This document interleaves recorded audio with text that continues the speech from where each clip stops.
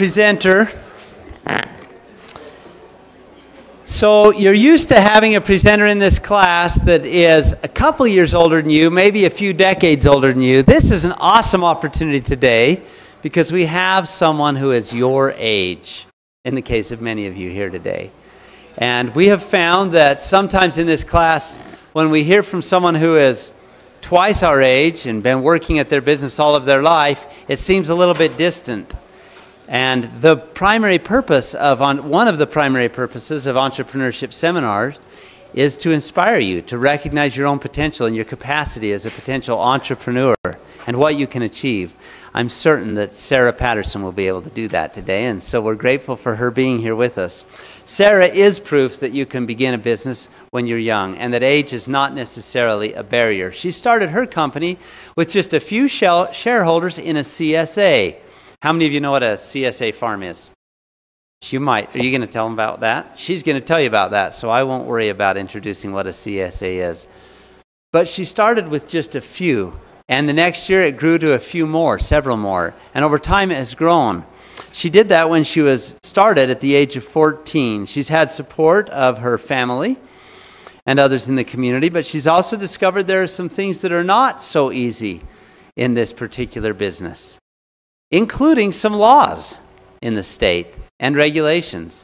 She's had to not only be in the soil working. When I've called down there to talk to her, she's been working.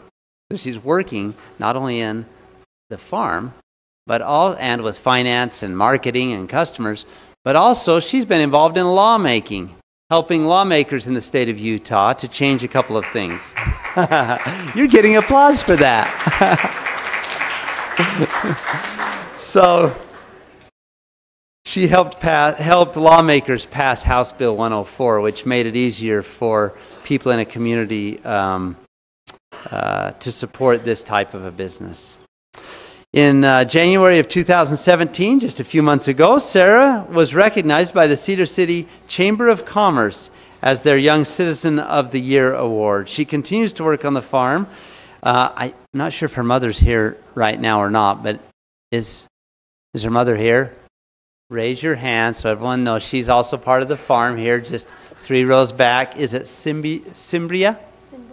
Cimbria. So welcome to both of you, Pattersons, and please welcome Sara as she presents to us.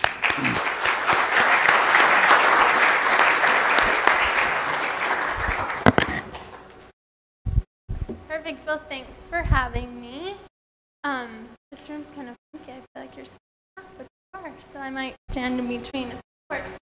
So my farm is Red Acre Farm. How many of you do know what a CSA is? That's good. Does anyone know what that means? It's a cool slogan. Oh, community supported agriculture. I guess whatever I say, whoever's at the other campus. So I'm going to get into it a little bit more, but no one knows what a CSA farm is. One person. Okay, well, this is exciting. When I moved to Utah, people, when they saw my sign, they thought it was Confederate States of America. It's not that. That's not what my farm is. This, a little bit of a backstory. I was born in California, Los Angeles area. I was raised there till I was 10. My mom, this is my grandpa, Frank Wright. He was in World War II. He's 96 right now. He moved from New York off the farm. He was raised on the farm. They came over around the Mayflower time, not on the Mayflower, but that time. So my family, he's been here for a long time. And in the farming community, he got out of World War II and wanted nothing to do with farming, nothing. So he went to Los Angeles and he was in the construction area and raised my mom and her 4 siblings. And my mom raised me there till I was 10 and decided she didn't want to raise any more children in Los Angeles. Not that it isn't a fun place, you just get a different adult when you're raised there. So I named my farm Red Acre Farm because my grandpa's nickname is Red Wright, and the dirt in Utah is red. So I wouldn't say we have soil, we have dirt, and it is clay, and it is red. So a little bit of backstory. I have 2 acres now. I started growing. When I started my farm, I was 14 years old. And I'll get into a little bit more timeline. And I started out with a 1/4 acre of property. Now I have 2 acres. I bought my second acre at 16, but I wasn't an actual adult, so I couldn't own it. So someone bought it for me, and then I paid for it, and now it's in my name, finally. So this is me when I was 12 years old. I started my first garden running the pipes. I didn't know that you had to run things 3 feet in the ground because I was from California. The first garden I planted, it froze and was eaten by red ants, whatever didn't freeze. So not very successful, but now we're living off of it. So I've obviously learned something in these last few years. So for the first 2 years when I was 12 and 13, I grew a garden and sold baskets of vegetables to the local college in our town. We live by SUU. So we have some decent college students that would buy baskets of produce from me. And that's what I did for the first 2 years. Then my mom's dear friend, Laura Bledsoe, for her master's project, started what you call a CSA, which is Community Supported Agriculture Farm, which basically means that the community buys into you and you're a direct marketer. You market directly to the end consumer. So I call myself a personal farmer. I know who I'm growing for. I know my customers. I know what they like. I know what their allergies are. So she was doing that in her community, and that's when I made the shift. I decided I want to grow for families and communities, the next generation, that farming's still fun and you should still be a part of this, and it can be beautiful and you don't have to be doing it on hundreds and hundreds of acres. So isn't that fun? That's one of my customers with their baby. I feed that family. I watch that baby be born. So at 14 is when I decided that I wanted to start the CSA farm, and I wanted to do it a living or for my passion, or I didn't even know because I was 14.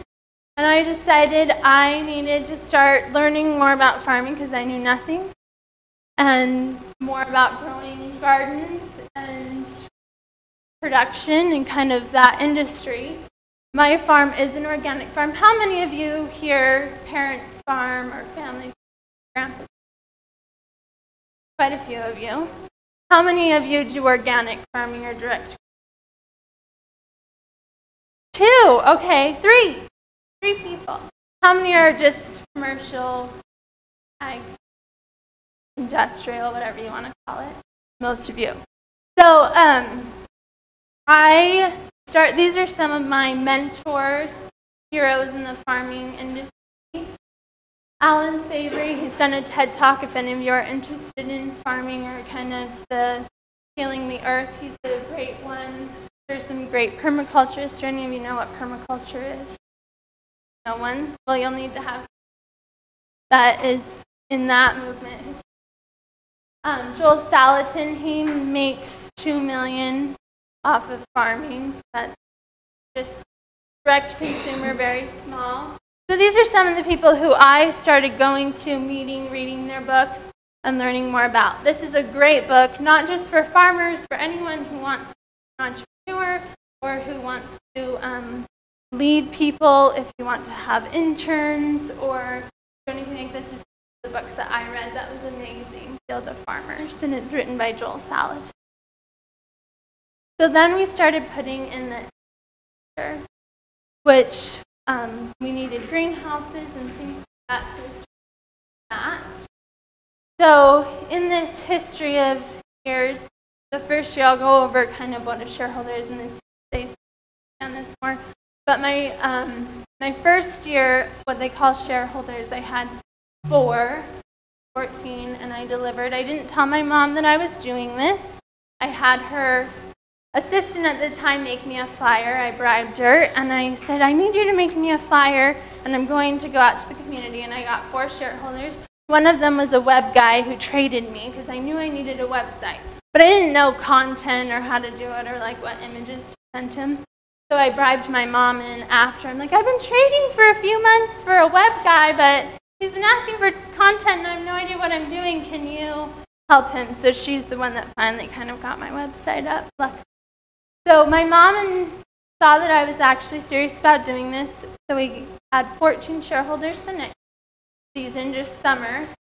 And then at age 16, we were doing farmers markets, we were doing the shares, and a few other small outlets. And my mom's like, we're not sleeping anymore. You need to hire someone else. So they came to me with this proposition, my mom and my dad. My mom worked for nonprofits, events, the fundraiser for different nonprofits throughout the country, and depending on what she was passionate in, that's kind of the nonprofit that she went after. And my dad worked construction, and he had clients in California that he would drive to, and then he'd be home on the weekends. So she said, if you can take over, I think I have a picture, the bills and pay all of our bills and take over the finances for our family, you can have both of us. You can cover everything. Well, I looked at the math, and it was really cheap labor for very, very skilled people. So I thought I'd be stupid if I couldn't figure it out. So at age 16, I started employing my parents, which is not very common, and it's still fun because I was still getting raised. I was still a teacher. So we had a lovely balance of, me telling them what to do and then them telling me how I should be doing certain things. So it was a fun relationship. So that's when my parents started working for me at age 16. So, what button did I hit? I hit the wrong one. There. Okay. One of the books that I started reading, so more along this education line, I was 16, I needed to get more information. Learning how to run a business, kind of what the trends were. This is one of the books that I read, and this even made me realize how even more lucky I was. Has anyone read The Tipping Point? You guys need to read this book. It's really, really, really good, and it's great about, even if this has nothing to do with farming, it's just trends and business and kind of how our world works. And I love Malcolm Gladwell. He's written lots of different books. Has anyone read any books from Malcolm Gladwell? If you don't like reading, you can get them on audio. I don't sit down and read ever. I just listen to everything when I'm in the field. So get them downloaded. Instead of listening to music, listen to one of them. They're really great. So he talks about how in a group of I don't know how many people, there are connectors, salesmen, mavens, and there's 3. I always want it to be 4. It's a good number. But so my mother, after reading this book, I'm like, I understand my mother. She's a maven, and she's also a connector, because she would be in a room and she'd be trying to connect people, and this person should know this person, and be like, Mom, let's just go. I'm done. You know how your parents are, right? And then the other thing is, when I would do something, she's like, I don't need to tell you it's right, because it's right. I only need to tell you what you need to fix. And when you read this book, you understand what a maven is. And they see the problems, and they want to fix them. So they're not being negative. They just want to fix problems. And he says if you want to have a successful business, you need those 3 people. So I lucked out getting 2 of them. So that was one of the fun things. All right, so now we're going to go into direct marketing and kind of how I sell my produce, my vegetables, and how I make. So the CSA, what we've all been saying, Community Supported Agriculture, what is it? So basically, people buy in at the beginning of a season. So we have 4 seasons in our farm. We have spring, winter, fall, whatever, you get it, 4 seasons. So you buy in at the beginning of this season in a month or 2 or even 3. People are paying me right now for spring and summer. So I'm getting my money right now for spring and summer. Well, what month is it? It's fall. So I know how many people I am going to be farming for in spring and summer, how much I need, how many members there are, how many people are in these families. So I'm being paid up front. Because when do farmers invest in farm? way before you get the harvest, right? I'm buying my seeds now for spring and summer. I'm going to start planting tomatoes in January. So you need the money up front. So it's kind of, I say that I start this season with a big IOU over my head because I've already taken everyone's money. And we have a contract that they sign, and it says that you buy into the risk as well as the bounty. So if I do have a flood or there's a natural disaster, then they know that they lose just like I lost. If I failed to water my plants, then that wasn't something that was not it was man-made, it wasn't out of my power. So that's one of the problems with CSAs is farmers will start this farm and they'll be like, oh, sorry, I didn't know how to farm and you guys are out the money. That's not how it works, but that does happen every once in a while. So this is one of the reasons why I decided to do it. So industrial agriculture per acre, and this is actually on the high side, which is great. Per acre you make about $1,000, and if you're really doing good, more on the organic line, $25,000.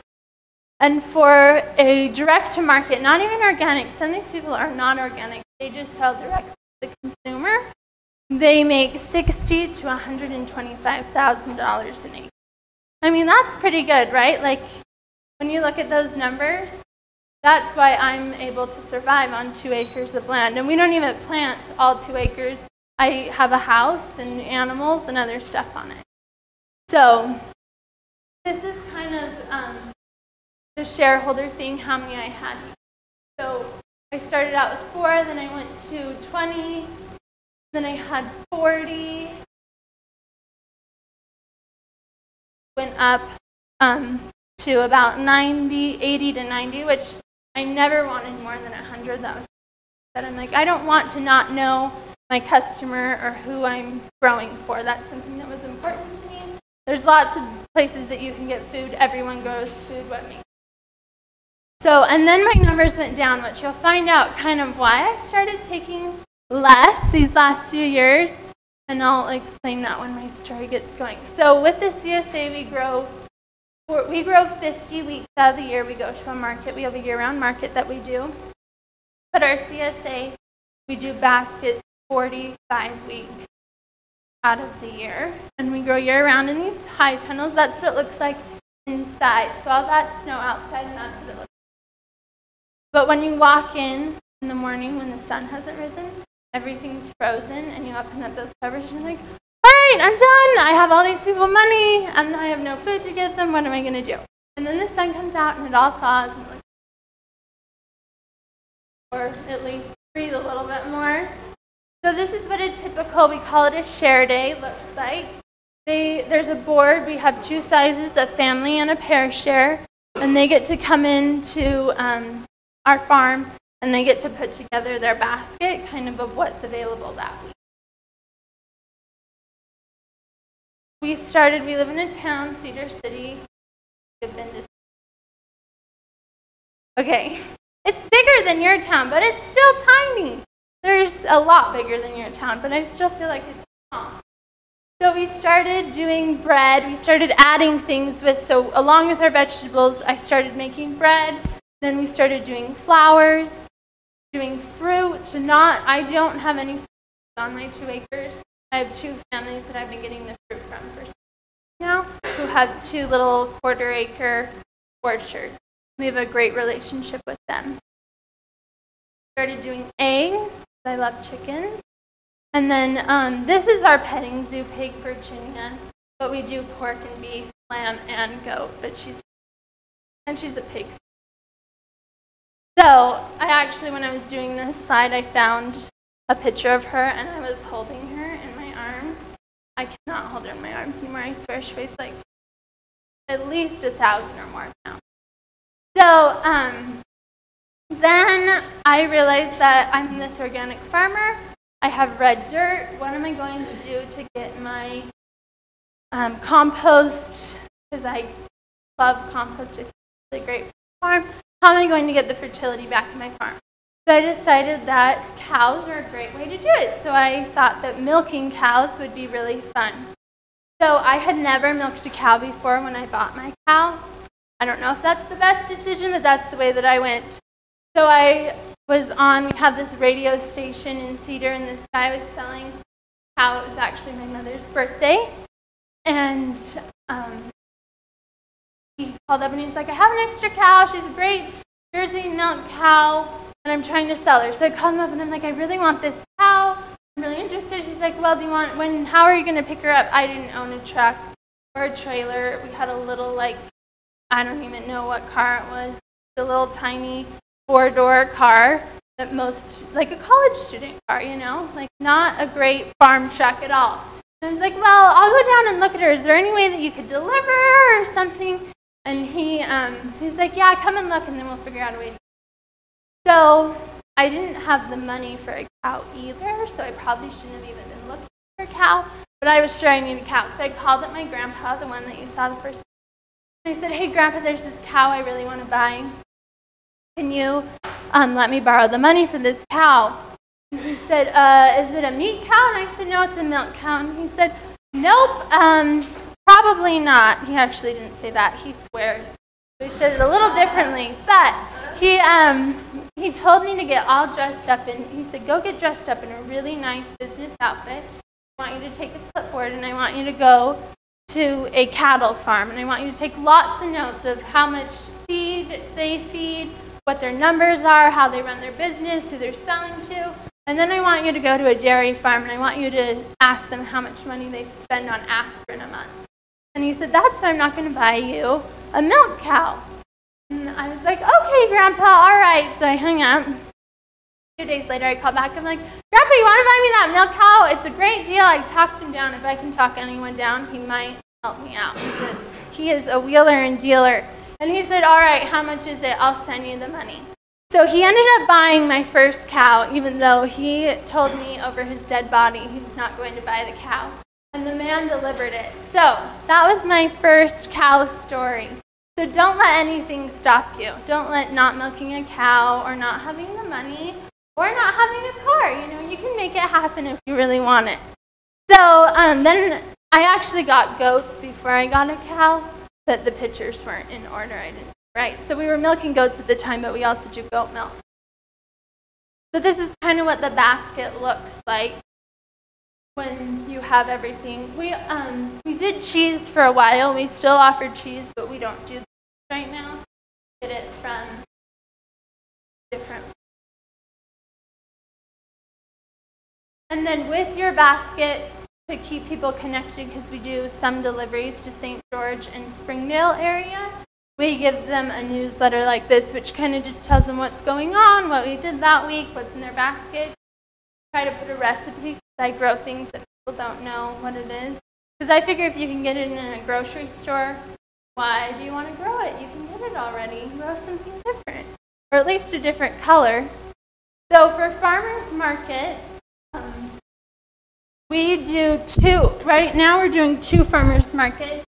But when we moved to Utah, we actually had 1 farmer's market in that area. Have any of you been to markets in California? A few of you have been to, they're big, and they're like an event. And normally the main street closes down, and there's tons of farmers, and it's really exciting. So I grew up going to farmers markets like that. Well, I walked into the one that we had in Cedar City. Do you guys have a farmer's market in this? Manti has one. Have any of you been to it? It's probably tiny if you have been to it. So when I went to our farmer's market, there were 2 vendors there. One was selling garlic, and one was selling a guinea pig. I didn't know was the farmer's item, but that's what they were selling.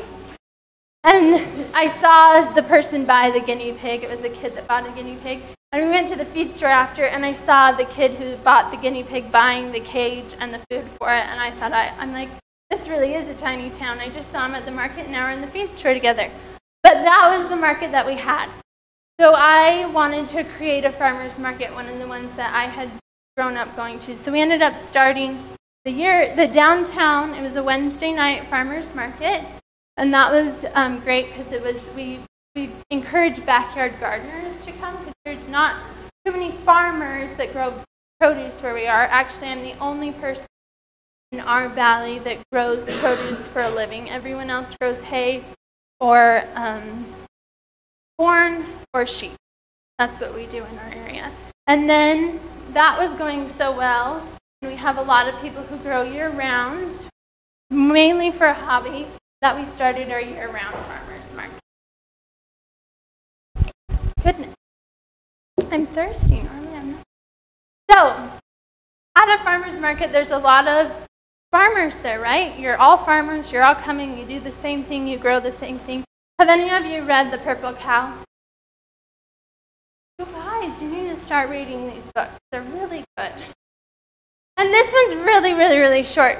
So the concept of the purple cow is when you're driving down the road and there's a field of cows, you don't really notice because they're all the same, right? But when you see a purple cow, you pull over because it's purple. How many of you have seen a purple cow?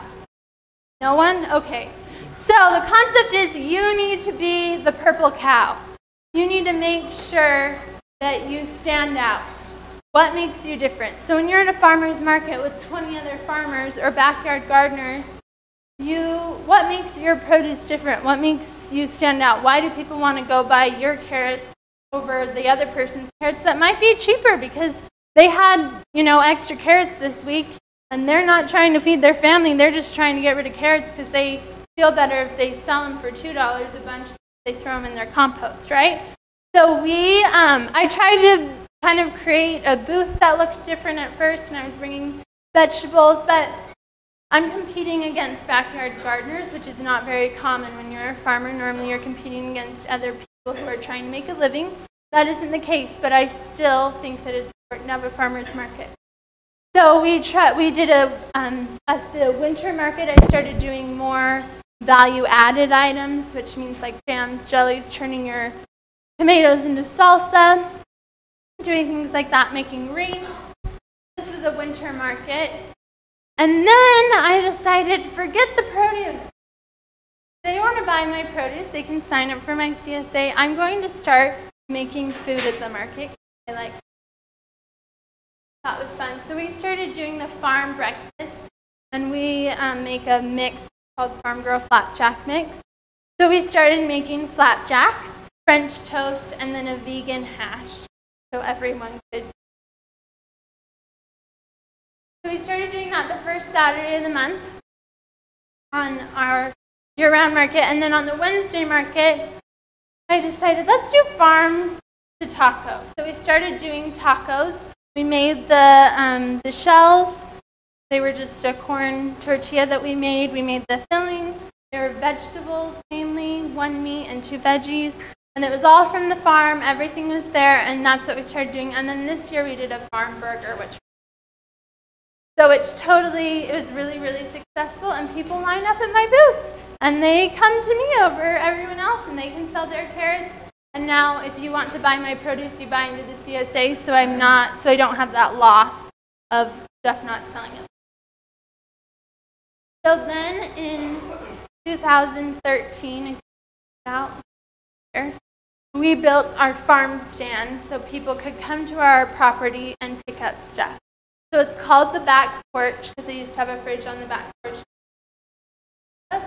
It's this cute little building. My dad took down a house in town and rebuilt a version of it. And this is the building. Has any of you heard of Rodal? And I'm guessing you haven't. But they're one of the most prestigious in the organic farming industry. They do studies and tests.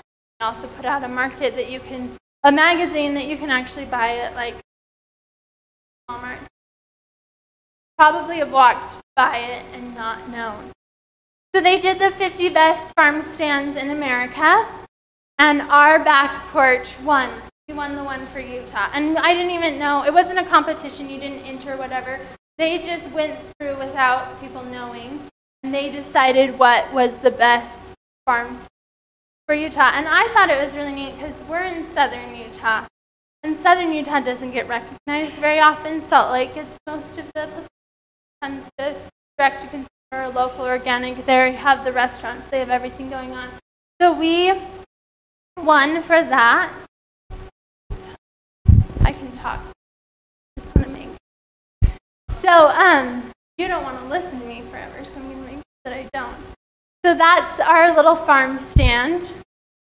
So another thing, none of you have probably read Good to Great. Okay, you've got to start reading some of these books, especially if you want to open up a business or be a part of, even working for someone. If you're going to work for someone, you want to be a good employee or a good on the team. So Good to Great is a great book. And one of the things that he talks about is, what's your hedgehog? What is your thing that makes your business good? Like, what are you guys good at? So the thing that our farm and our family is good at is events. We're really good at events because that's what my mother did for most of her life, and my dad actually loves events, even though he was in. So we do some fabulous events at our farm, and that's kind of what makes our niche. It's what makes us different in our town. And even if other people do the event, we're the best. So, because it's our hedgehog, it's what we're good at. So we do a spring day event where it's free to the community. We used to do a free breakfast, but now we charge $3 or $5. Flapjack, sausage. It's all from the farm. Kids can come. There's coloring pages, storytelling. It's a fun thing. Then we started doing farm to fork dinners, which are kind of a fun thing, where we have 90 people come, sit down at a long table, and then all the food is from the farm. So, and I cook it. I'm the chef, if you want to say. I don't like calling myself chef, but I make the food. It all comes right from the farm or from local farmers. And I love telling stories through food. If the food's fabulous, people are going to want to buy it, right? If it tastes good, they're going to be like, oh, those carrots are so good. I'm going to go next week to the market and buy some. Then the event that's going on right now at our farm is we do a scarecrow contest. So then, doing all this stuff, I'm passionate, obviously. I love what I do. So doing all the things that I was doing, I started finding out that everything I want to do is illegal. Most of the things that I showed you that I did was illegal. I didn't know it at the time. I was 14 when I started. I couldn't even buy my property because I wasn't even an adult. So I read this book, which is really fun. It's another Joel Salatin book. And that's when we went up to the Capitol. It was one of those great days. There's a rural summit that they do in our area. The governor spoke. He recognized me. He told a story about my farm and how we need more entrepreneurs in the area and in the state. And then I came home and I looked, and I had 2 cease and desist letters, which I don't know if you've ever gotten one of those or had anyone that's gotten one, but it's kind of terrifying. It says, if you do not cease your operation, we will make sure that you are done. So one was because of my zoning. They didn't like where my farm stand was. And the other one was for raw milk. It's illegal to sell or share a cow. And I was like, oh my gosh, I freaked out. I was like, Mom, did you see this? We're done. We're over. We can't do anything. And she told me to calm down. We called our county commissioner and took care of the zoning. We worked with our area to make it so a hobby farm is less than 5 acres, because you can have a farm stand on 5 acres. If it's less than 5 acres, you. And then the milk issue is a little bigger than just calling someone up and changing some zoning or whatever. That came to we had to change the law on you. There wasn't much. And I won't bore you with all the details of the raw milk laws in Utah, because I've definitely got an education. I ended up spending 45 days at the Capitol. I met Mark Roberts, who's one of the representatives up there. He's not the representative in my area. He didn't really want anything to do with me. He told me to go. That's something that he did. So Mark Roberts is willing to take the bill, which is the one that we were talking about, H 104, and it was for herd sharing. So basically, my dad started writing on the jars saying, if you want this milk to be legal, you better call your representative. And then one of the senators started having fun, started making memes and sending them around. When the governor, the last night, it ends at midnight, the session, one of the bills that he mentioned was herd sharing. So I mean, this bill, if you looked at, they keep like, what are the top 4 bills looked at? What are they talking about on the Hill? Our bill was one of the top 10 bills talked about at the Hill. I still walk up there today and they're like, oh, there's the cowgirl. We're going to share cows. I'm like, seriously, people. So basically what it came down to was 2 people could not own a cow and drink the milk from that cow. Or I couldn't own a cow and then pay Charlie down the street to milk the cow and board it. So now that's legal in Utah. You can pay someone to milk, board, and feed your cow, and you can drink the milk from your own cow. Isn't that amazing? Seemed really simple. It wasn't. It was the last bill to get signed that night. So we got to go on the radio with the punk rock farmer. He's a fun guy. So the bill was signed, really exciting. Spent a lot of time in the Capitol. Didn't ever think I'd leave my farm for that long. And then actually the moment we found out that the bill was signed, we also found my dad. He had passed away. They call him electrical misfire. We found him in a field harvesting vegetables for the next day. We had just come back late. So totally unexpected. There wasn't anything wrong. He was working amazing fine, and he passed away. So that was a big changer in our world. But because of things like kids, we sell lemonade.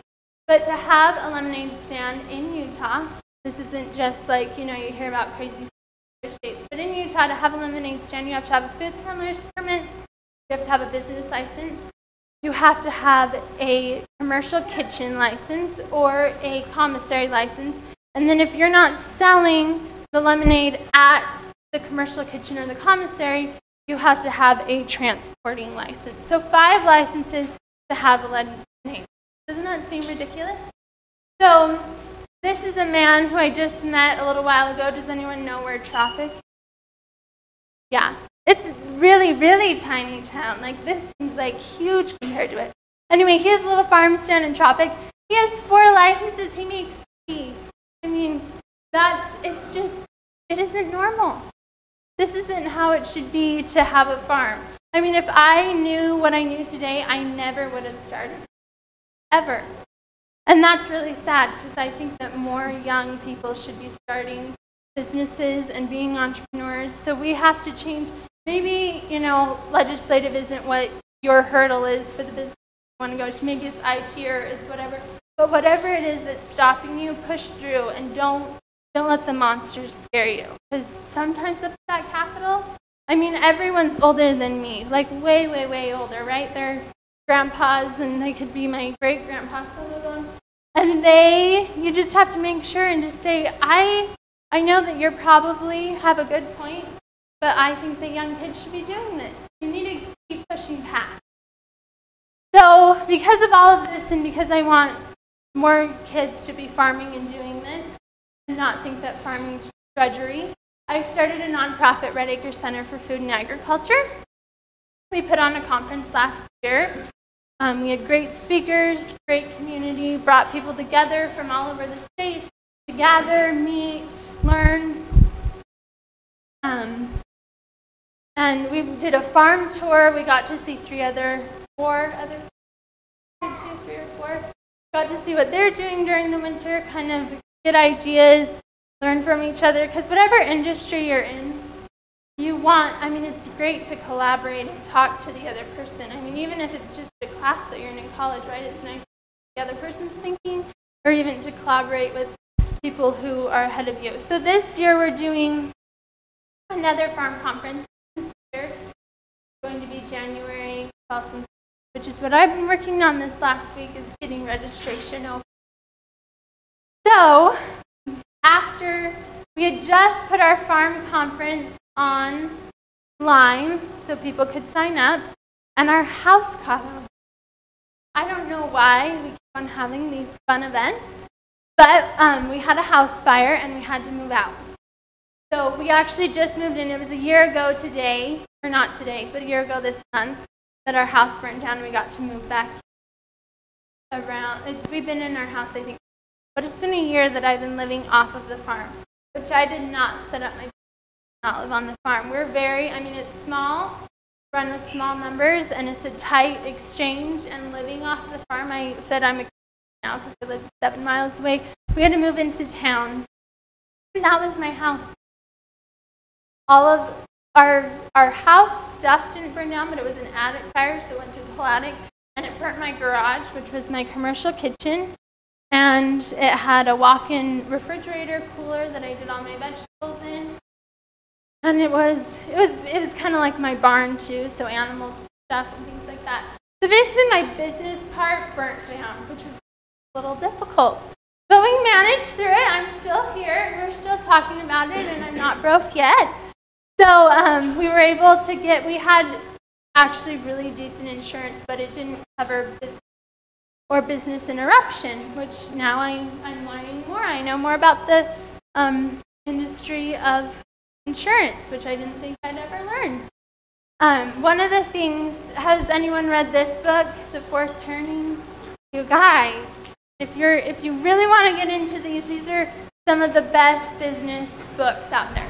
Anyway, so this one talks about how we're living in a fourth turning. Everything changes all the time with the tech industry and with everything that's going on. We have to stay. If we just, put our feet down and say, well, that's the way it's been forever, so that's the way it's going to be, you're not going to survive. So I say that I'm a great fourth turning person because I've been able to survive a few major events in my life and still come out ahead. So this is, one of those days. This fire was a little bit of a fork. I had to be very creative and inventive of what we were going to do, how we were going to grow the next season. So our house kind of turned into a bigger than life. Not good at keeping things small. And we ended up putting it in the parade of homes. And so neighbors came, people came and helped paint and fix things, and even guys who we were paying finished carpenter. I ended up doing a lot of work I really think I was going to end up doing. So I ended up building a house this I'm going to do, like hands-on. Finished carpenters ended up staying later to finish it.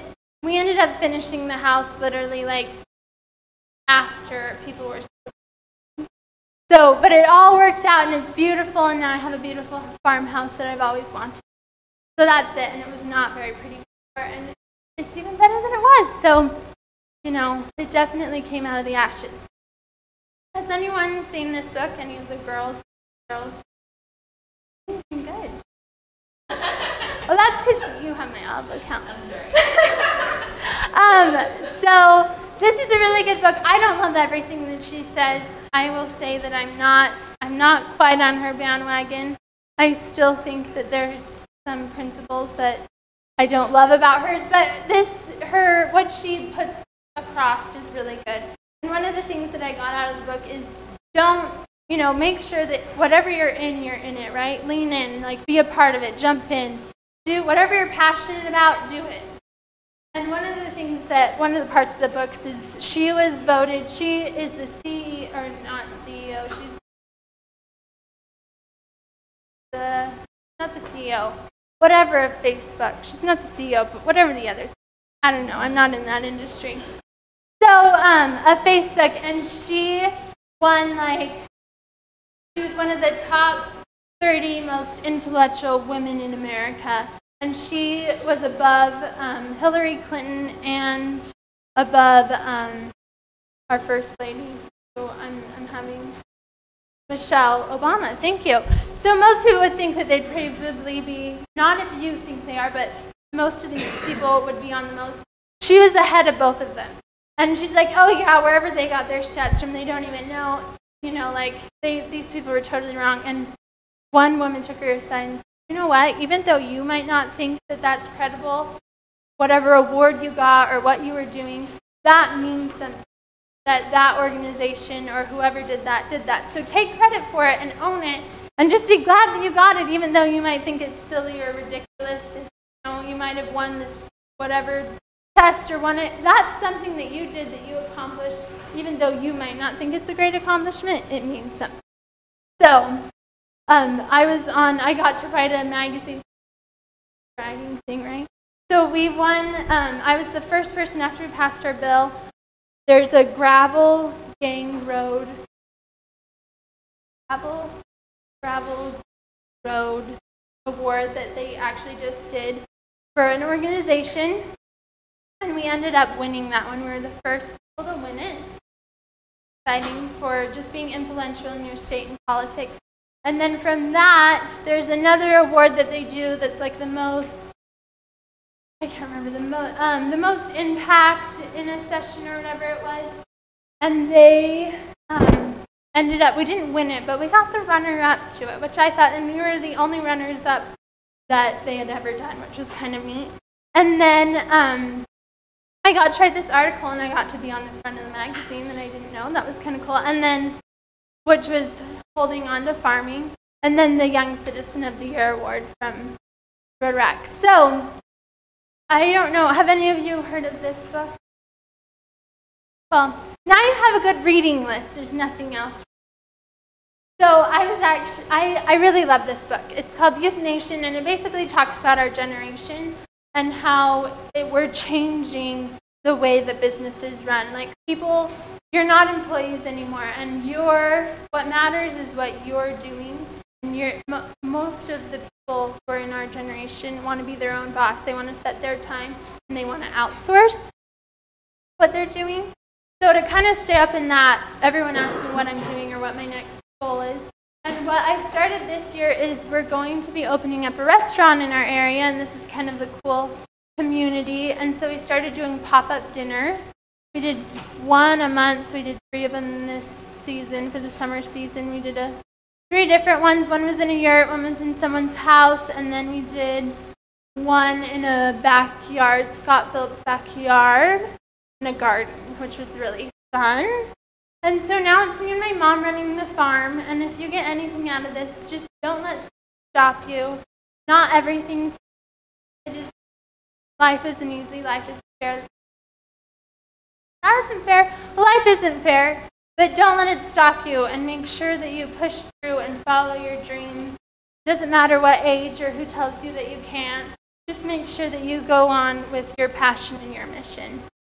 And so this is one of my favorite things to do at the end of the day, not that I get to very often, is get to sit down on my porch and strip tape or the water that glistens at sunset, and just get to kind of look at everything, because that's when it's all pretty, and when the stress of the day is still there, but it's just something you have to stop and enjoy life. So just remember that too. And Red Acre Farm, you can follow me on Instagram or Facebook, and I think I have 1 minute for questions. Does anyone have any questions? No questions. I left you speechless. Perfect. So, well, thanks for coming. Thanks for giving me your time. Thank you so much. Thank you, Sarah, for sharing your story with us. A lot of courage in that story. You can chase those dreams and achieve them, and she is living proof. Thank you.